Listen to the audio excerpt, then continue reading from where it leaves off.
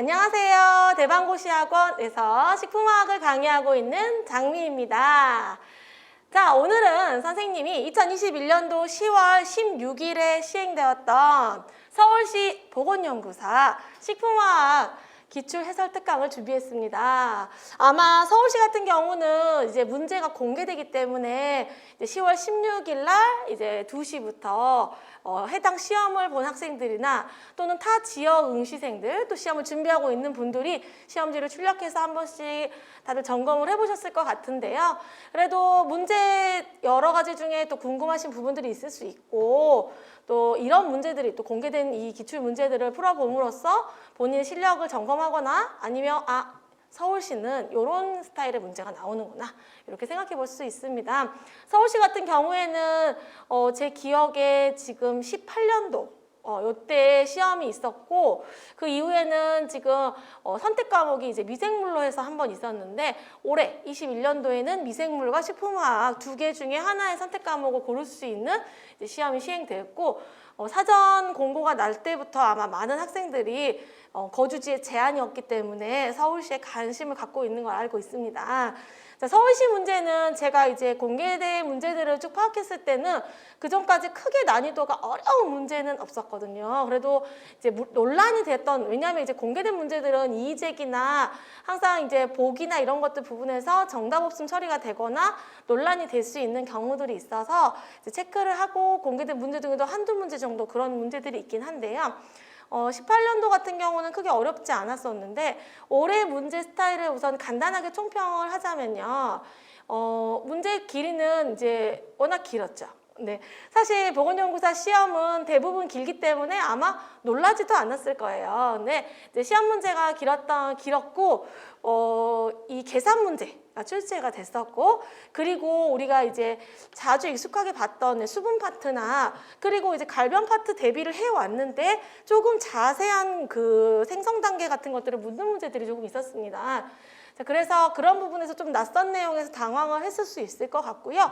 그리고 지문이 되게 긴데 정답 우리 근데 핵심 정답으로 결정된 핵심 단어들은 짧게 들어가 있잖아요. 그래서 저희가 이제 공부를 기존에 해올 때도 보건연구사는 실력도 실력인데 속독 능력이 있어야 된다. 이렇게 빠른 시간에 문제를 꼼꼼하게 읽으면서 틀린 부분을 탁탁탁탁 찾아가면서 대비를 해야 된다라고 했었죠. 그래서 선생님이 평상시에도 문제를 최대한 조금 길게 이래가지고 이렇고를 많이 하려고 하는데 연습 많이 했었고 또 심화해서 OX 하면서 틀린 부분 많이 찾아내기 했기 때문에 우리 친구들이 이런 난관 속에서도 잘 헤쳐나가서 좋은 성적을 거두지 않았을까 기대를 해보고 또 필기 합격하면은 많은 친구들이 연락이 왔으면 좋겠다 기다리고 있습니다. 좀 더 자세한 총평이 궁금하시다면 저희 대방고시학원 이제 홈페이지 가시면 제가 총평을 올려놨으니까 한번 보시고요. 오늘 선생님이랑 한번 어떤 문제가 나왔는지 한번 풀어보도록 하겠습니다. 자, 각 단원별 이제 핵심 이제 세부네요. 출제된 문제들을 간단하게 토픽들만 정리를 좀 해볼 건데요. 우선 수분에서도 두 문제가 나왔습니다. 수분은 보통 무조건 하나에서 두 개 나온다 그랬잖아요. 많이 나오면 두 개. 기본적으로 하나 안 나오는 적은 제가 이런 단원이 거의 없는데 안 나오는 시험은 거의 못 본 것 같아요. 그래서 식품화학에서 수분은 무조건 출제되는 영역이고요.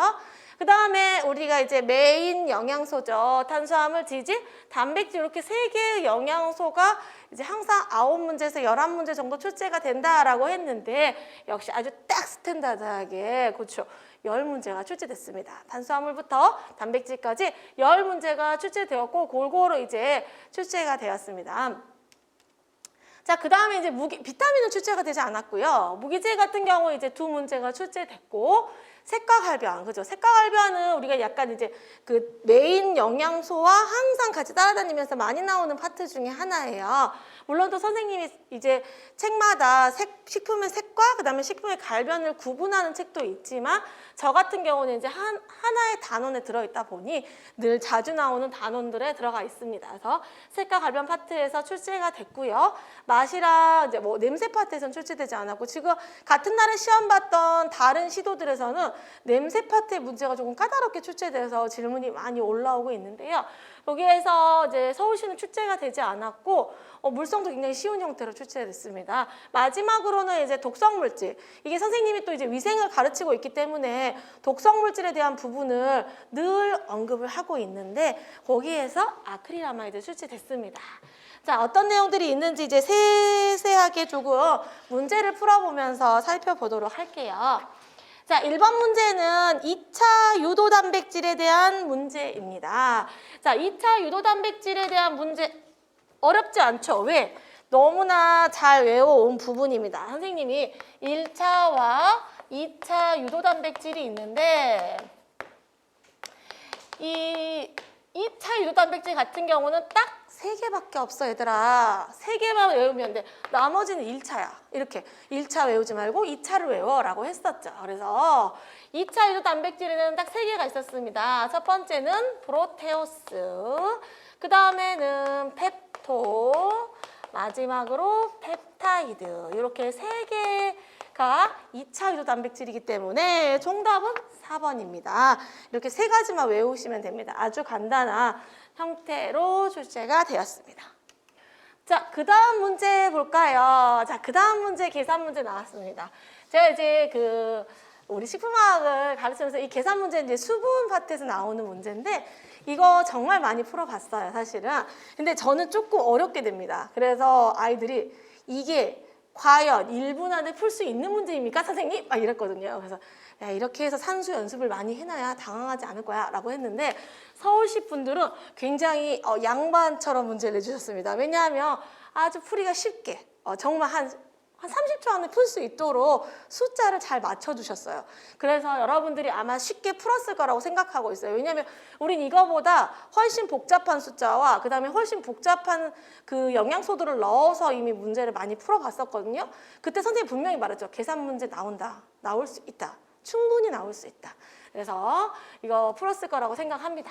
자, 이 수분 활성도를 구하는 공식을 한번 생각을 해보면 자, 분자에는 용매의 몰수가 들어가고 분모에는 용매의 몰수 플러스 용질의 몰수 이렇게 분모에 들어갑니다.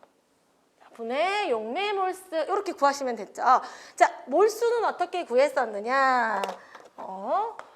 몰수는 분자량 분의 질량 이렇게 또는 함량으로 구할 수가 있었습니다. 자, 그러면 다 끝났어요. 자, 우선 여기에서 용매는 수분이고요. 용질은 누구예요? 소금입니다. 그래서 용질로 나오는 애들은 몇 개 안 됐어요. 자주 나오는 아이들이. 그래서 이렇게 구해보면 용매의 몰수 분자량분의 질량이기 때문에 물의 분자량은 18입니다. 그리고 질량은 얼마예요? 수분 함량이 36%죠. 그러니까 18분의 36 이렇게 하면 끝납니다. 분모에도 18분의 36을 집어넣고 그 다음에 소금이 들어가야 돼요. 용질의 몰수잖아요. 그러면 용질이 누구냐면 소금이란 말이에요. 그래서 분자량은 얼마냐? 이런 문제가 나올 때는 대부분 그 공식을 그 분자량 부분을 제시를 많이 해줍니다. 그래서 소금 같은 경우는 우리가 보통 58.44 정도 되는데 58.5라고 알려줬어요.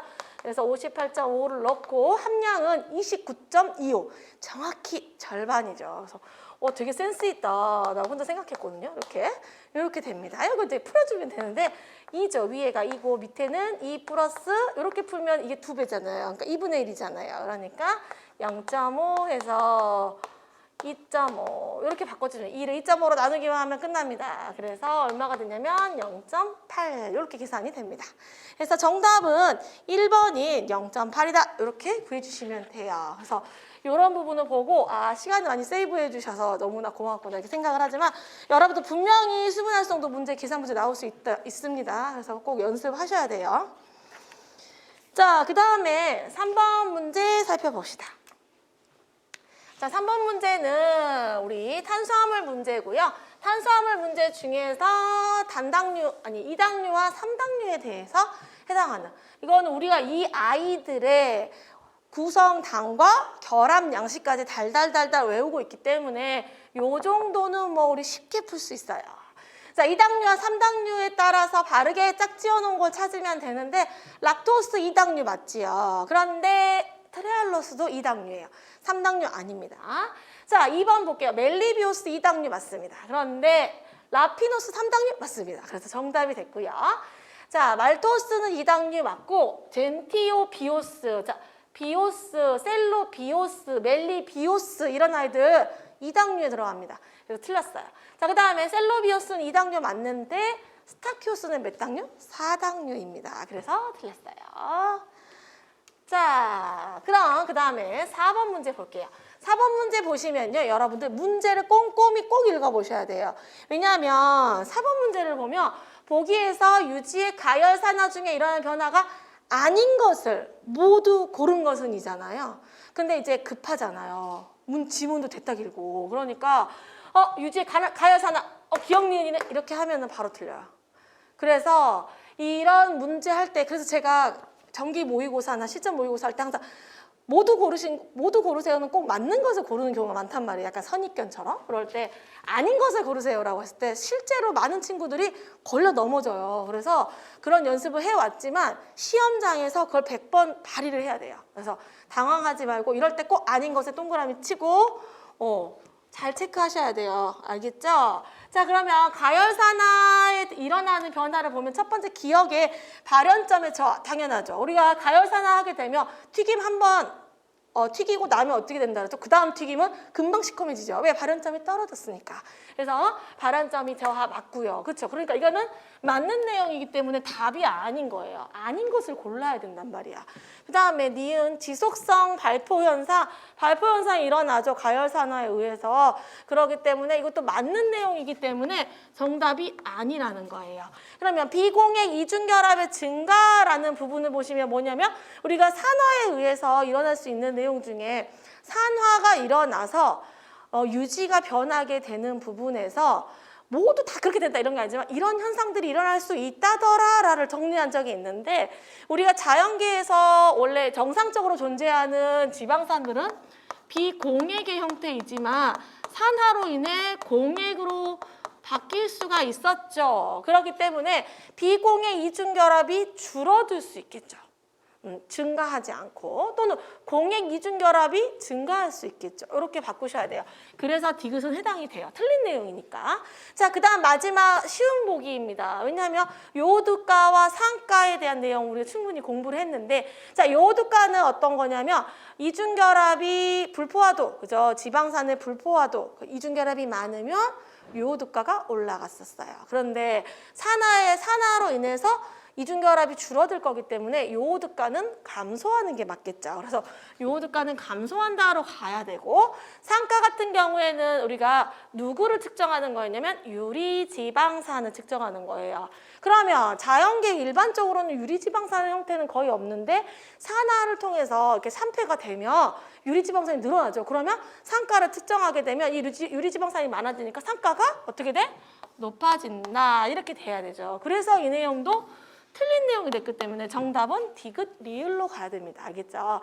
이런 문제 푸실 때 꼭 문제 제대로 읽어보셔야 돼요. 내용 다 알고 있는데 반대로 쓰시는 경우 주의하셔야 됩니다. 자, 다음 문제 풀어보도록 할게요. 자, 5번 문제는 미오글로빈에 대한 내용입니다. 이제 색소 파트 문제 한번 살펴봅시다. 자, 5번 문제 미오글로빈에 대한 설명으로 가장 옳지 않는 것은 우리가 항상 문제를 볼 때 이 공개된 문제들 보면은 가장이라는 표현 많이 나오죠. 그러니까 조금 애매해도 정말 틀린 거를 정말 옳은 것을 골라야 되는 부분 이런 것들이 아마 이의제기를 방지하기 위한 부분들이라고 생각이 들어요. 왜냐하면 이것도 틀리긴 하지만 가장이니까 얘가 더 될 수가 있어요. 이런 식으로 갈 수가 있어요. 자, 그러면 가장 옳지 않는 것을 골라볼게요.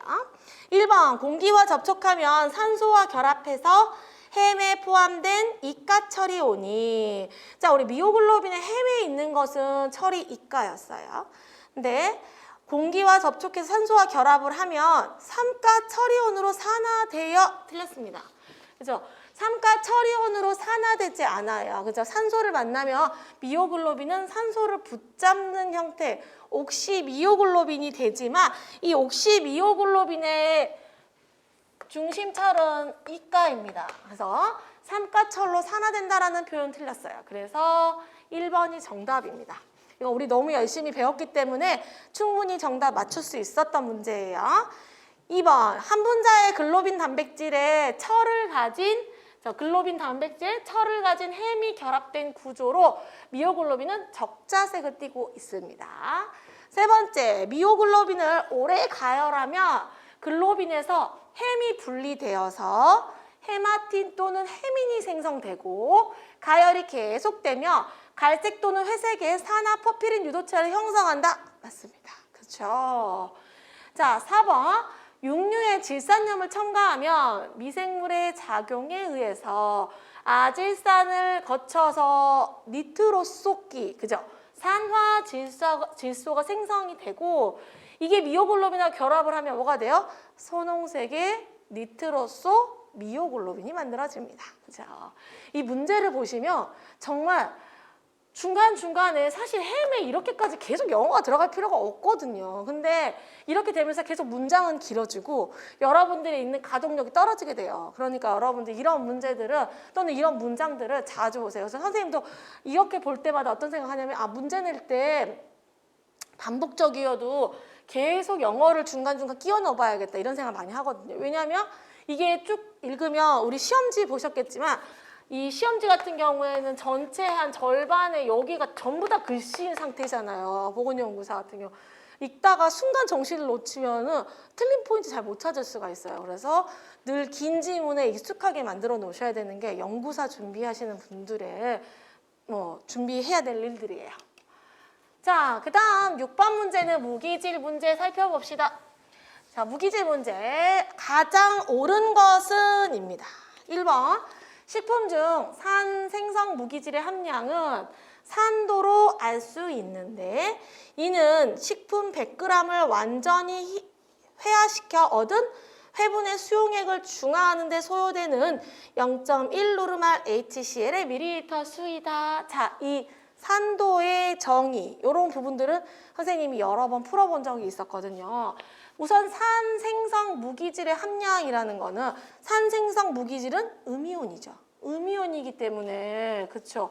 음이온이기 때문에 이 친구를 할 때 이제 산도를 알 수 있는데까지 갈 수 있는데 여기에서 100g 뒤에 있는 산도의 정의를 잘 보시면 산도라는 건 뭐냐면 0.1 노르말 NaOH의 밀리리터 수였죠. 그러니까 산도니까 얼마나 산성이냐 이렇게 따졌을 때 NaOH로 중화를 해야 되기 때문에 산도. 알칼리도는 이제 양이온일 때 HCl로 중화해가지고 알칼리도 이렇게 찾는 거잖아요. 그래서 이제 산 생성 무기질의 함량은 뒤에 부분이 이제 산도와 다 틀린 거죠 사실. 틀렸어요. 뒤에 내용이 맞지 않습니다. 그래서 틀린 내용이에요.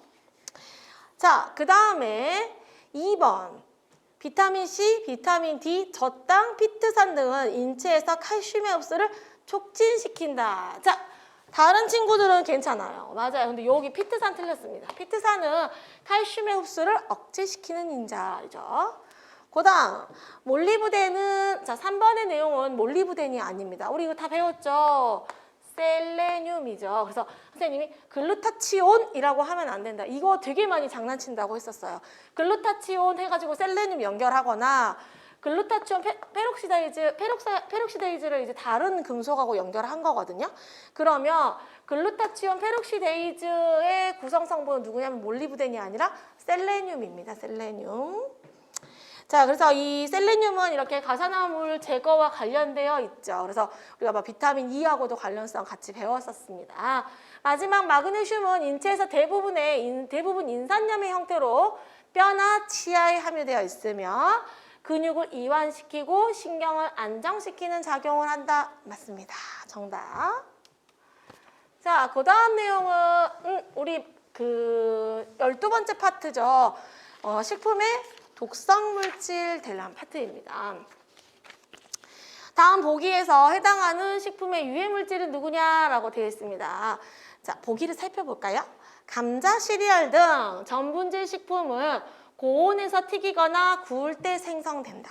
선생님이 이 유해물질을 말할 때 이 유해물질은 공유 전분, 공유와 관련된 식품이 나올 거다.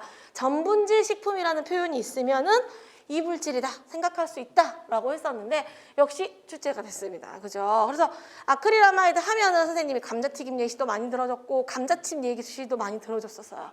자, 두 번째 보면 이 아이가 어떻게 만들어졌었냐면 유리아미노산의 아미노 그룹과 환원당의 카보닉 그룹이 만나가지고 마이야르 반응을 통해가지고 만들어질 수 있었다라고 했었죠. 그래서 정답은 3번에 있는 아크릴아마이드입니다. 1번에 있는 베네루핀은 뭐예요? 조개독이죠, 조개독. 조개에 들어있는 독성분이고 아크롤레인은 우리가 지질이 분해되면 글리세롤과 지방산으로 분리가 됐었는데 이 글리세롤의 분해 작물이 아크롤레인이었습니다. 자, 4번에 있는 에치카바마이트. 이 에치카바마이트 요즘에 나름 핫한 친구거든요. 위생에서 몇 번 나왔어요, 최근에. 근데 이 에치카바마이트가 나오려면은요, 우선 예시 식품이 뭐가 나오냐면 알코올 식품이라던가 발효식품 같은 것들이 나와요. 왜냐하면 이 에치카바마이트는 이 요소 성분, 요소와 관련되어 있는 이런 성분들과 그 다음에 에탄올이 만나서 만드는 친구여서 이 친구가 만약에 출시가 되려고 하면은 요런 식품의 예시보다는 이제 발효식품, 알코올식품 이런 것들이 예시가 나올 수 있습니다. 자, 8번 볼게요. 단백질에 대한 설명으로 가장 옳은 것은 어마무시한 지문입니다. 그렇죠? 전부 다 중간중간에 이렇게 영어가 다 들어가 있어요. 그래서 집중해서 읽어야 되고 딱 보셨듯이 어떤 내용이에요? 단순 단백질에 대한 내용이에요. 단순 단백질 정말 우리 열심히 공부했습니다. 그래서 선생님 책에 이렇게 커다란 표가 있는데 플러스 마이너스 기본적으로 외운 다음에 이런 식으로 풀어서 나온다고 했었죠. 그래서 각각의 용해성이 나오면서 동시에 그 해당 단백질이 어떠한 식품에 들어있는지 여기 같이 연결해서 나올 수가 있었어요. 이게 다 들어있는 거죠, 한마디로. 그래서 옳은 것을 찾아보면 첫 번째 알부민부터 보시면 물 또는 물군염 용액에는 불용성 틀렸죠. 알부민은 물에도 잘 녹고 염에도 잘 녹아요. 그래서 물 또는 물군염 용액에는 녹아요. 가용성이에요. 근데 가열에 응고돼요. 그래서 열 응고성이고요. 동물성 단백질인 마이오겐, 또 그죠? 미오겐, 락트알부민, 오브 알부민 등이 있다. 뒷부분은 맞습니다. 자, 그래서 알부민류의 물과 물군염 용액의 용해도 부분이 틀렸고요. 그 다음에 글로불린은 정답이네요. 물에는 불용성이에요. 왜 글로불린 제일 처음에 가장 첫 번째 칸에 마이너스 있었죠. 왜 불용성 물에 안 녹았어요. 그 다음에 가열에 의해서 응고돼요. 알부민과 글로불린은 세트였어요. 그죠? 둘 다 열 응고성이었단 말이에요.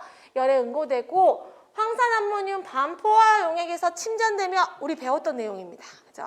육류 단백질로 마이오신, 미오신이 있다. 맞아요. 3번 글루텔린류는 알칼리 용액에는 불용성이나 알칼리 용액에 녹아요. 그쵸? 물과 중성염류 용액에는 녹지 않아요. 그죠? 물과 중성염류 용액에 안 녹고 식물성 단백질로 오리제닌, 글루테닌 등이 있다. 4번 프롤라민류는 물, 중성염, 70% 에탄올에 잘 녹으며 아니죠. 요 둘이 친구였잖아요. 그렇죠? 물과 이 중성염 여기 세트였잖아요. 근데 차이점이 있었죠. 근데 이 프롤라민 같은 경우에는 물과 중성염에 녹지 않았었고요. 녹지 않고 그 다음에 70% 에탄올에는 녹았어요. 70% 에탄올에는 녹는 친구였죠. 보리 중에 홀데인, 그죠? 밀 중에 글리아딘 이런 것들 기억에 속한다. 이렇게 바꿔주시면 됩니다. 자, 그 다음에 9번 유전상수가 낮은 용매에서 가장 잘 용해되는 물질은 자, 시험 응시하신 분들 이 문제 푸셨는지 궁금합니다. 정말 궁금합니다.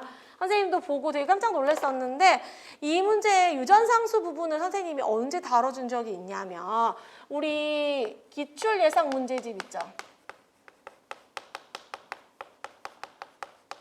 근데 기출 예상 문제집에는 없었어요. 근데 이 기출 예상 문제풀이 시간에 선생님이 예상 문제집 플러스 항상 보충 자료를 나눠줬었거든요. 그죠? 우리 문제풀이 강의에서.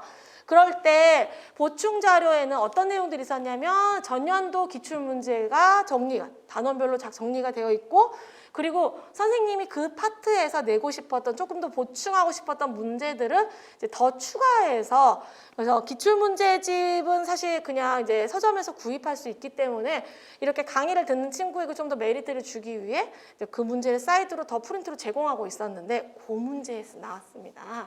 자, 이 수분 파트에서 선생님이 이 보충 자료 1번 문제에서 물의 성질에 대한 내용을 가르쳐 준 적이 있는데 그 내용은 그러니까 우리가 원래 물의 성질에 대한 내용을 배우고 문제풀이도 해왔는데 좀 더 없을까 이렇게 하다가 찾던 중 이 물이 유전상수가 크다라는 표현을 보고 설명을 해준 적이 있어요. 유전상수가 뭔지.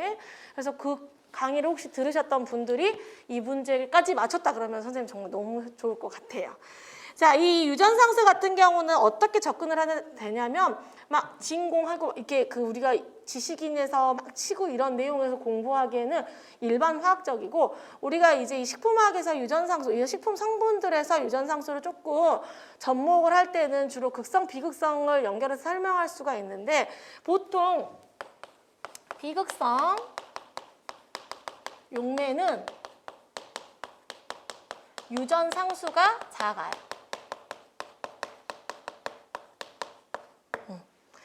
자, 그러기 때문에 유전상수가 작아요. 그러면 이 우리가 극성 화합물이 있고 비극성 화합물이 있잖아요. 그러면 우리가 보통 비극성 용매는 누가 잘 녹아요? 비극성 화합물이 잘 녹죠. 그래서 이 극성 화합물과 비극성 화합물로 분류해서 생각해 보면 극성 화합물은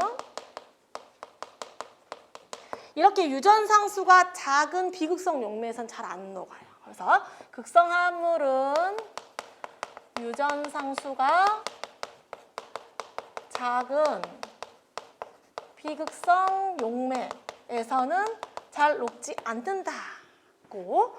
비극성 화합물은 또는 비극성 물질, 비극성 화합물 똑같아요.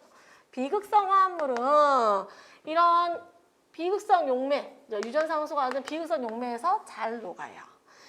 자, 그러면 또 극성 화합물은 또 극성 용매에서 잘 녹잖아요. 이렇게 구분돼 있죠. 그러면 여러분들은 여기에서 어떻게 접근을 할 수가 있냐면 다른 거 다 놔두더라도 2번 한번 볼게요. 아라키딕 액시드. 여러분들이 알고 있는 친구예요. 누구냐면 포화지방산이죠. 해도 탄소가 많은 탄소 20개. 예. 불포화지방산이 없었던 친구가 아라키딕 액시드였어요.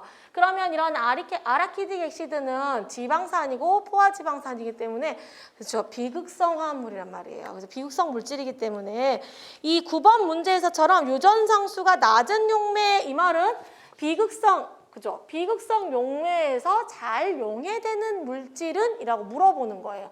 그럼 정답이 누구겠어요? 2번으로 가주셔야 됩니다. 이렇게 풀어주는 문제인데 잘 맞췄을지 조금 궁금하긴 하지만 또 제가 걱정을 하면 또 우리 애들이 잘 맞춰가지고 오더라고요. 선생님 그거 저 맞췄잖아요. 이렇게 하더라고요. 그래서 꼭 그리고 혹시라도 지금 이 영상을 통해서 이 내용을 모르셨던 분들도 꼭 잘 체크해 두시기 바랍니다. 자, 그러면 10번 봅시다. 육탄당. 자, 육탄당에 대한 내용을 조금 살펴볼게요. 육탄당의 화학 반응에 대한 설명으로 가장 옳지 않은 것은 자, 틀린 것을 골라보겠습니다. 1번 알데하이드기의 탄소는 알데하이드기는 뭐예요? CHO였죠. 역의 탄소는 같은 분자의 하이드록시기 OH기 산소 원자의 비공유 전자쌍과 반응해서 고리 모양의 헤미아세탈을 형성한다. 맞습니다. 그렇죠? 알데히드와 하이드록시기가 만나면 뭐야? 헤미아세탈이었죠. 그래서 뭐 케톤기하고 하이드록시기가 만나면 헤미케탈이었잖아요. 이렇게 고리 모양을 형성하는 고리 구조 형성과 관련된 표현이에요. 맞아요. 2번 알도스의 백금이나 팔라튬 촉매를 사용하여 수소를 첨가하면 환원되어 알디톨이 된다. 자, 이 2번 보기는 어떤 내용이냐면 말 그대로 당 알코올을 이제 우리가 당 알코올 이런 애들이 뭐라고 그래? 당 유도체라고 말하잖아요. 이렇게 당이 있는데 당을 유도체화 시켜서 유도체들을 만들 건데 2번은 알디톨이니까 당 알코올을 만드는 방법이에요, 사실은. 근데 실제 이런 표현이 있는 교재가 있습니다. 그래서 선생님 본 적이 있는데 이건 내가 너무 깊어, 너무 오바야 이렇게 생각을 했었거든요. 근데 이게 나온 거 보고 제가 정말 끝이 없이 공부를 해야겠구나. 연구사 친구들은 참 힘들겠다라는 생각을 사실은 했었어요. 이건 맞는 표현입니다. 즉, 당 알코올을 만들 때 이렇게 촉매를 해서 수소를 첨가하게 되면 우리가 보면은 알도스니까 뭘 가지고 있어요? CHO, 알데하이드를 가지고 있잖아요. 그럼 수소를 첨가하니까 이렇게 수소 2개를 첨가하게 될 거 아니에요. 그러면 이 친구가 둘이 만나서 뭐가 돼요? CH2OH가 되죠. 이게 이제 당 알코올이 되는 거죠. 이런 것들이. 그래서 2번은 맞는 표현이에요.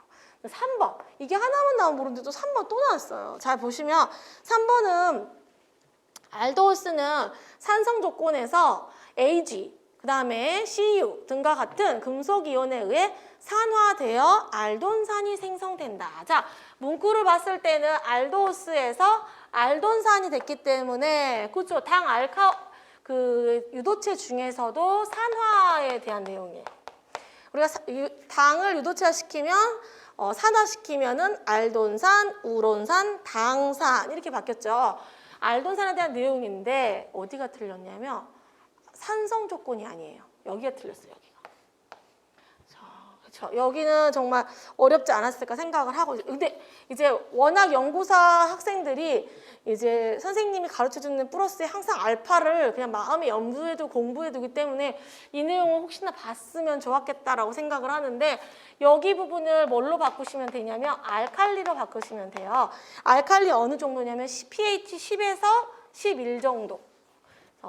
pH 10에서 11 정도에서 이렇게 AG나 구리 같은 금속 이온에 의해서 알돈산을 만드는, 그러니까 생성 과정인 거죠, 사실은. 그래서 3번이 틀렸고요. 4번 한번 볼게요. 4번의 부분 정말 아쉬웠어요, 선생님. 이 4번은 선생님 나름 스토리가 있는데, 알도스를 알칼리 용액에 방치하면, 이거 우리가 배운 내용이에요. 산성 용액과 알칼리 용액에 방치를 하게 되면 산성 같은 경우는 탈수, 그죠? 그 다음에 알칼리 같은 경우는 이성화가 되는데, 알칼리 용액에 방치하면은 1,2-NDO, 그죠? 여기 1번과 2번에 N다이올, OH, OH를 가지는 N다이올이 만들어지면서 이성체인 에피머를 만든다라고 되어 있죠. 그래서 혹시나 이걸로 했을까봐 내가 지금 노심초사하고 있는데, 이 부분 사실 이 보기를 틀렸다고 할 수가 없어요. 이 부분을 왜 틀렸다고 할 수가 없냐면, 이제 이 이성화에 의해서 글루코스가 누구로 바뀌어요? 만노스나 그다음에 프록토스로 바뀌게 돼요. 그래서 이 세 개가 섞여서 존재하는 형태로 알칼리 용액에 의해서 이렇게 바뀌는데, 여기에서 표현하는 것은 이 프록토스를 제외한 만노스를 표현하는 거예요. 왜냐하면 이제 프록토스는 우리가 생각해도 에피머가 아니에요.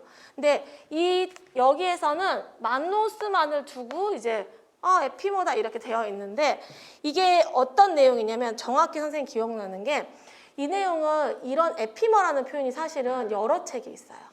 그래서 아마 서울시에 프록토스가 에피머 아니니까 틀려요 이 제기해도 소용이 없을 수도 있는 게, 제가 초창기에 이 내용을 쓸 때 이렇게 썼어요. 여기 이렇게 정확히 이렇게 돼 있어요. 그래서 제가 초창기 교재를 만들 때 이 내용을 썼는데 학생들이 그때 질문을 너무 많이 했어요.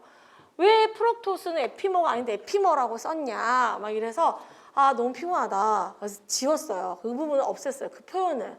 그리고 그냥 이성화라고만 썼어요. 그러니까 더 이상 질문 안, 왜 얘 둘 다 이성체는 맞으니까 질문을 하지 않지만, 역시 그 선생님이 이렇게 말한 적 있죠. 여러 책에 있으면 출제자가 그 책에 있는 표현을 문구를 그대로 갖다 쓴단 말이에요. 그래서 그 문구가 그대로 나온 거예요. 근데 이 책을, 그 내용을 보시면 뒤쪽에 보면 에피머인 만노스를 만들고 또 더 나아가서는 프록토스도 만든다 이렇게 돼 있어요. 그래서 이 에피머라는 표현이 만노스를 지칭하고 있어요. 그래서 너무 아쉬웠어요. 내가 그때 애들한테 질문을 받더라도 고치지 말걸 막 이런 생각을 할 정도로 아쉬웠어요. 그래서 그 내용에 대한 설명을 또 이제 이번 22년도 강의에서 한 번 더 해줘야지 이렇게 생각을 했었어요. 그래서 이렇게 표현이 되어 있는 책을 바탕으로 했기 때문에 아마 이 보기는 맞는 보기로 갈 것 같고, 이거 확실하게 틀렸기 때문에 이 정답이 3번으로 그대로 갈 것 같습니다. 그 다음에 11번 보겠습니다. 자, 음이온이 나트륨 이온과 결합했을 때 짠맛의 강도가 강한 순서대로 바르게 나열한 것은입니다. 자, 요 내용을 보고 또 우리는 이런 생각이 들었죠. 그죠? 짠맛도 선생님 강의하면서 음이온으로 가르치고 있지만 양이온으로 된 책도 있다 막 이렇게 다 가르쳤던 부분인데 또 이번에는 짠맛이 또 음이온으로 출제가 됐어요. 그래서 정말 어떤 지역에서 하느냐에 따라서 양이온과 음이온이 왔다 갔다 하니까 여러분들 둘 다 알고 계셔야 돼요. 그리고 선생님이 그때 제 교재에서 음이온으로 되어 있고 좀 더 많은 책에서 음이온으로 하고 있습니다 라고 말했죠. 그래서 그 책을 바탕으로 하면 이렇게 음이온 문제가 나오는 거예요. 자, 음이온 문제가 나왔고 요 순서도 교재에 있죠. 그래서 요 교재에 있는 순서대로 하시면 되고 교재에 있는 순서와 같이 설명을 해보면 첫 번째는 황산이온이었죠. 황산이온 있고 그 다음에 염소이온 있고 그 다음에 누구 나왔냐면 브롬이 있었죠. 브롬, 그 다음에 요오드, 탄산이온, 마지막에는 질산이온 이런 순서대로 가면 됩니다. 그래서 요 넷 중에서 정답은 1번으로 갈 수가 있겠어요. 그래서 음이온이 또 나왔어요. 그래서 음이온도 꼭 알아두셔야 되고 또 양이온으로 된 책도 있다 이렇게 알아두셔야 되는 내용입니다. 선생님은 앞으로도 그렇게 공부를 가르칠 생각이에요. 아까 에피모 보면서도 더 느꼈던 건 책에는 이런 내용 나는 알고 있잖아요. 그래서 아이들은 많은 책을 다 볼 수는 없잖아. 그래서 내가 더 많이 보고 이 책에 이런 내용이 이렇게 써져 있기도 하더라 이런 것들을 선생님 더 많이 알려줄게요. 혹시 이렇게 음이온이면 음이온 모드, 양이온 때 양이온 모드 이렇게 갈 수밖에 없습니다. 자, 1번이 정답이 맞고요. 12번 갑니다. 자, 지방의 화학적 성질, 그죠? 계속 나온다고 해도 부족해요. 정말 자주 나오는 파트입니다. 화학적 성질 중에서도 우리가 배웠던 내용 중에 커슈너, 선생님은 커슈너라고 알려줬는데 여기서는 키슈너 값으로 되어 있습니다. 그래서 이 커슈너 값이 나왔죠. 자, 각각의 가부터 다에 들어갈 내용을 순서대로 나열한 것인데 보기 칸이 좁아가지고 이제 우선 이 내용만 좀 넣어놨어요. 자, 가부터 살펴보면 지방 내에 부티르산 함량. 자, 지방 내에서 부티르산, 탄소 4개짜리 지방산의 함량만 보는 값을 우리가 커슈너 값, 키슈너 값이다 라고 알려줬었죠. 자, 우리 이렇게까지만 사실 알려줬었거든요. 근데 그 뒤에 내용은 사실 책에 있는데 이것도 있어요. 여기까지 다 나왔더라고요. 여러분들 혹시 모르셨던 분들은 체크해주세요. 뭐 내년 상반기 시험 보신다 이러면. 저도 이제 또 나 심화 때 이 내용까지 해야지 그랬거든요. 물론 지금 문제 푸는 데는 아무 불편이 없어요. 근데 이렇게 이 커슈너 값이 이런 것들을 이용해서 측정한다라는 원리까지도 이제 이렇게 언급이 되어 있습니다. 그래서 부티르산염은 AG염은 이제 수용성이지만 다른 수용성 휘발성 지방산들의 AG염은 불용성이기 때문에 이 부티르산만 셀렉션 할 수 있다라는 내용이 나와 있고요. 두 번째, 지방 5g을 비누화한 후에 산성에서 중류에서 얻은 수용성 휘발성 지방산, 여기에 포인트가 바로 있습니다. 더 읽어볼 것도 없어요. 라이에이트, 와이세카. 자, 다 땡땡은 지방 중에 포함돼 물에 녹지 않는 지방산. 정말 우리 많이 했던 내용 이런 것들 전부 다 했죠. 그래서 뭐 이렇게 숫자까지 외우신 분들도 있잖아요. 이런 지방산이기 때문에 대부분 우리 일반적으로 기름들은 95 이상으로 높겠지만 버터, 그죠? 이런 유지방 같은 경우에는 물에 녹는 지방산들이 존재하기 때문에 숫자가 낮았던 해넉가입니다. 이렇게 잘 찾으셨죠? 이런 거는 안 틀렸을 거라고 생각합니다. 자, 13번 다당류와 다당류 문제입니다.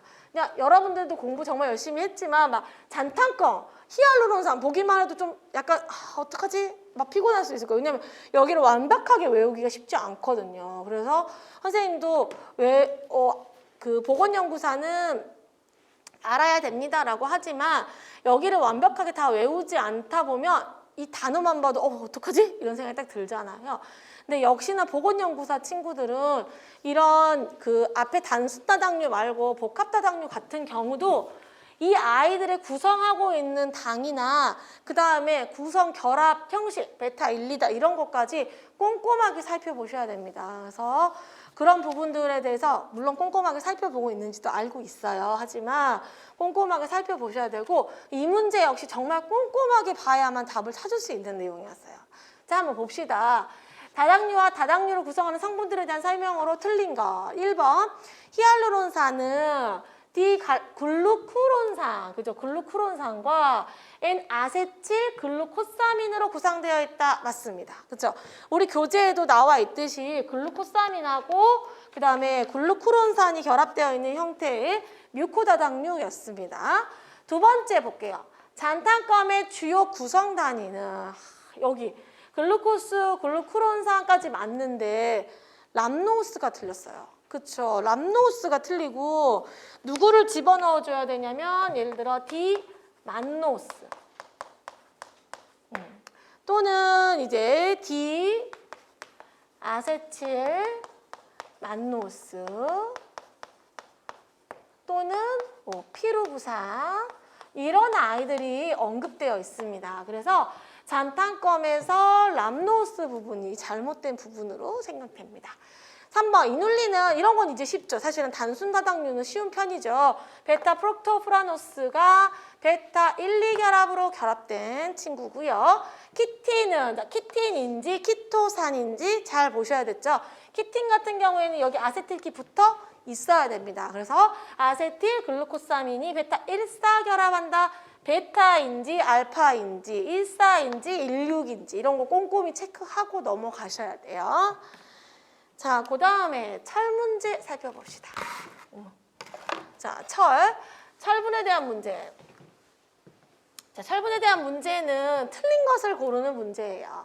첫 번째, 비햄철은 햄철에 비해 흡수율이 낮다. 맞죠? 우리 흡수율이 높았던 철의 형태와 낮았던 철의 형태가 있었는데 햄철이 더 흡수율이 높은 형태였어요. 그래서 햄철이 더 높은 형태고 두 번째, 칼슘이나 아연의 함량이 높으면 철의 흡수는 저해된다. 자, 우리 무기질 같은 경우에는 우와 칼슘 되게 많아. 칼슘 많이 먹어야지. 그다음에 아연 진짜 많아. 아연 정말 중요해. 아연 되게 많이 먹어야지. 철도 되게 많아. 철도 되게 많이 먹어야지. 다 많이 먹으면 어떻게 된다고 하죠? 기량작용이 일어나요. 그래서 많이 먹으면 먹는 족족 쫙쫙 흡수되는 게 아니라 얘를 많이 먹으면 얘도 많이 먹더라도 흡수가 저해될 수가 있고 얘를 많이 먹어주면 얘가 흡수가 잘 안 될 수가 있어요. 그래서 무기질끼리 생체 내에서 기량이 일어날 수가 있다라고 선생님이 여러 번 설명한 적 있죠. 자, 그 다음에 3번 보세요. 철은 비타민C나 식이섬유와 함께 섭취하면 흡수율이 높아진다. 자, 철의 흡수율이 높아지는 거 비타민C는 확실해요. 선생님이 애기 가졌을 때 말이야. 이 얘기 해준 적 있잖아요. 그래서 철분제를 먹으라고 병원에서 시키거든요. 대부분.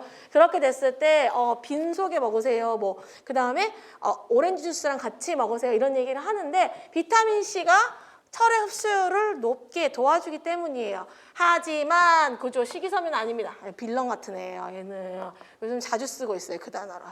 철은 식이섬유하고는 아닙니다. 그래서 철의 흡수를 억제하는 인자 중에 식이섬유가 들어있어요. 자, 그 다음 F, 철분의 이가이온과 삼가이온은 산화 및 환원 조건에 따라 상호 전환이 가능합니다. 그래서 철분을 가지고 있는 뭐 효소라던가, 그다음에 뭐 철분을 가지고 있는 예를 들어 우리 헤모글로빈, 미오글로빈 같은 아이들도 이가, 삼가 왔다 갔다 하잖아요. 역시 우리 이가에서 삼가로 바꿔주고 삼가에서 이가로 바꿔주고 이런 표현들 많이 다뤄왔기 때문에 가능한 표현입니다. 자, 15번 식용 유지에 대한 설명으로 틀린 것을 골라라입니다. 자, 1번 지방질의 점도는 고급 지방산일수록 높아진다. 근데 이 1, 2, 3, 4 보기를 잘 보면은 지질의 물리적 특성이에요. 사실은 조금 그죠? 그래서 이 지질의 점도가 고급 지방산이 뭐예요? 되게 부티난다 아니라 그랬죠 선생님이. 탄소수가 길다라는 뜻이었죠. 탄소수가 길수록 점도는 높아져요. 두 번째, 저급 지방산과 불포화 지방산 함량이 많을수록 녹는 점, 융점은 낮아진다. 맞고. 3번, 분자량이나 불포화도가 증가할수록 굴절률은 낮아진다라고 되어 있는데 자, 분자량을 생각해 봤을 때는 약간 탄소 길이 같은 거 생각해 볼 수 있거든요. 분자량이 커져. 뭔가 구성 요소들의 탄소 길이가 길어질 수 있고요. 그 다음에 불포화도가 증가하면 선생님이 이중결합 개수가 많을수록 같은 길이일 때 꼬부라지면서 더 굴절률이 커진다라고 했었죠. 그렇기 때문에 3번의 보기는 틀린 보기입니다. 그래서 분자량이나 불포화도가 증가할수록 굴절률은 커진다 이렇게 보는 게 좋을 것 같고요. 자, 그 다음에 유래지방산의 함량이 많을수록 발연점은 낮아지겠죠. 그래서 이거는 뭐 우리가 그 발연점 낮아지는 요인 중에서도 유리지방산 함량이 많을수록 그 다음에 사용 횟수가 많을수록 이런 것들 배웠죠. 16번 보겠습니다. 식품에 함유된 색소 성분과 색소 성분의 변화에 대한 설명으로 맞는 것입니다. 자, 색소 성분들이 쭉 나와 있고요. 성분들이 이제 성분뿐만 아니라 이제 변화에 대해서 나와 있는데요. 자, 1번 보겠습니다. 엽록체를 포함한 채소를 가열하거나, 자, 그러면 클로로필의 색변화가 나왔죠. 클로로필의 색변화는 봐도 중요한 내용이에요. 알겠죠? 이 엽록소를 포함한 채소를, 자, 가열 조건에서도 색변화가 일어나고, 그 다음에 약한 산으로 처리해도 색변화가 일어난다라고 했었습니다. 이때 누구로 바뀌어요? 페오피틴으로 바뀌게 되고, 색깔은 지금 황갈색이라고 나왔지만 우리는 녹갈색 이렇게 배웠었죠. 적정량의 황산 구리, 자, 구리가 들어가면은 이제 고기 중심 금속에 구리가 들어가면서 색깔이 다시 예쁜 녹색으로 바뀔 수가 있겠죠. 그래서 정답입니다. 2번 플라보노이드 색소는 식물에 함유되어 노란색을 내는 색소로, 노란색이라고 해야 될까? 약간 우리가 담황색 이렇게 했는데 노란색이라도 또 완전 틀린 건 아니에요. 빨강 이러진 않았으니까. 네, 케르세틴, 나린제닌, 카테킨 등이 있다라고 돼 있는데 여기 케르세틴, 나린제닌 맞습니다. 근데 카테킨이 틀린 내용으로 보여집니다. 그래서 이런 친구들과 이런 아이들이 지금 이제 아글리콘이죠. 아글리콘이고 당과 결합해서 배당체로 존재하는 게 맞습니다. 그래서 2번은 틀린 내용이고 3번 수박, 토마토에 들어있는 친구. 그렇죠? 우리 수박이나 토마토에 들어있는 친구는 라이코펜이라고 합니다. 그래서 토마토가 우리 슈퍼푸드 되고 막 그랬었잖아요. 이런 아이들이 라이코펜이라는 성분이 들어있어서 굉장히 좋은 아이인데 이 라이코펜은 한 개의 베타 이오논 핵과 한 개의 슈도 이오논 이렇게 되면 안 돼요. 베타 이오논 핵을 가지고 있는 친구들은 우리가 프로비타민 A라고 했었죠. 그래서 베타 이오논 핵이 없으면 프로비타민 A라고 불리울 수가 전구체라고 불리울 수가 없었어요. 근데 대표적으로 라이코펜은 프로비타민 A가 아닙니다. 그 말은 뭐야? 베타 이오논 핵이 없어요. 이 친구는 다 슈도예요. 슈도는 뭐냐면 핵이 이렇게 딱 막혀 있는 게 아니라 이렇게 그냥 이게 핵같이 이렇게 사실 개방된 구조를 슈도라고 하죠. 그래서 리니어한 형태이기 때문에 이거는 틀린 표현이고요. 그다음 레드비트 사탕무에 포함된 적색 색소인 베탈레인은 인도핵을 포함한 알칼로이드 구조를 가진 사실 여기까지 다 맞는 내용이에요. 다 맞는 내용. 근데 여기 딱 한 글자 틀린 거예요. 지용성이 아니라 뭐예요? 수용성 색소입니다. 그래서 이렇게 쭉 여기쯤 읽으면 애가 지칠 수 있어. 그래서 내가 걱정이에요. 그래서 여기서 지치시면 안 돼. 베탈레인 맞네. 여기 하시면 안 돼요. 여기서 지용성 색소가 아니라 베탈레인은 수용성 색소다. 17번 봅시다. 17번 문제가 정말 아쉬운 문제 중에 하나인데 티로시네이즈에 의한 갈변 부분입니다. 자, 티로시네이즈에 의해서 멜라닌이 생성되는 갈변 반응을 순서대로 바르게 나열한 것은입니다. 자, 우리가 갈변 반응에서 효소적 갈변 반응과 비효소적 갈변 반응으로 나눌 수 있었고 효소적 갈변 반응에서 폴리페놀 옥시데이즈에 의해서 멜라닌이 만들어지는 반응과 티로시네이즈에 의해서 멜라닌이 만들어지는 두 개의 갈변 반응이 있었는데 우리가 딱 어떻게 공부를 했냐면 티로신, 도파키논, 멜라닌 이렇게 공부를 했어요. 근데 선생님 이런 말 한 적 있죠. 이렇게 다 이렇게 쭉 거쳐가는 과정이지만 중요한 내용들만 본다고 했어요. 그리고 지금까지는 도파 정도만 출제가 됐었는데 서울시에서 도파크롬이 나온 겁니다. 그런데 우리 아이들이 여기 두 개는 아니까 이렇게 딱 나와주고 다른 보기가 안 맞았으면 좋았어요. 그건 뭐 선생님의 바람이지만 이게 딱 여기 둘의 자리를 바꿔가지고 1번에도 있고 또 도파가 마치 뒤에 이거는 완전 틀렸죠. 도파 키운 다음에 도파니까 이렇게 나오면 우리 애들이 딱 제꼈을 텐데 여기에서 도파 나오고 퀴논 크롬 크롬키논 이렇게 나와가지고 너무 아쉬웠어요. 이렇게 어떻게 잘 맞춰야 될 텐데 라고 했었거든요. 근데 정답은 지금 2번이죠. 이 그림입니다. 이 그림이 이제 이 티로신이 이제 멜라닌이 되는 과정을 그린 그림이고, 이제 이거는 이제 선생님이 심한 이론에 보충을 할 생각입니다. 잘 보시면은 티로신에서 티로신 에이즈가 이제 여기 작용을 하게 되면은 도파가 만들어지죠.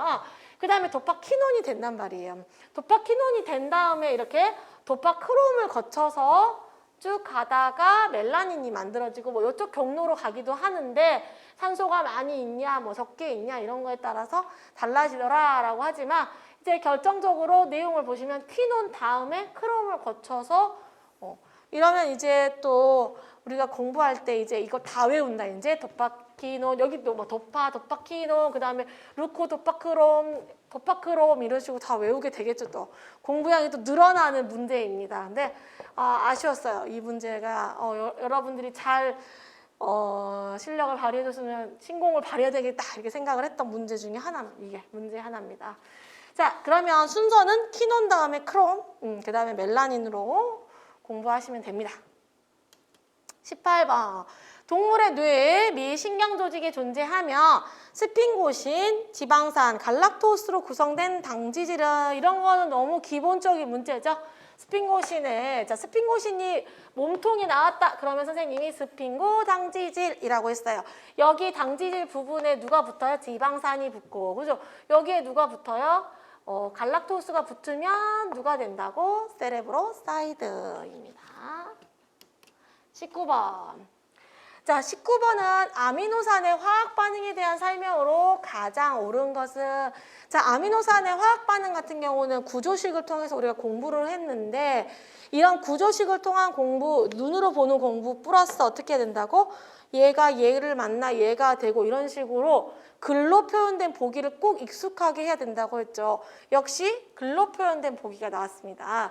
자, 1번 보시면 아미노산이 알코올과 반응하여 휘발성 에스터가 생성이 되고, 이를 암모니아 반응시키면 아마이드가 만들어진다라고 되어 있죠.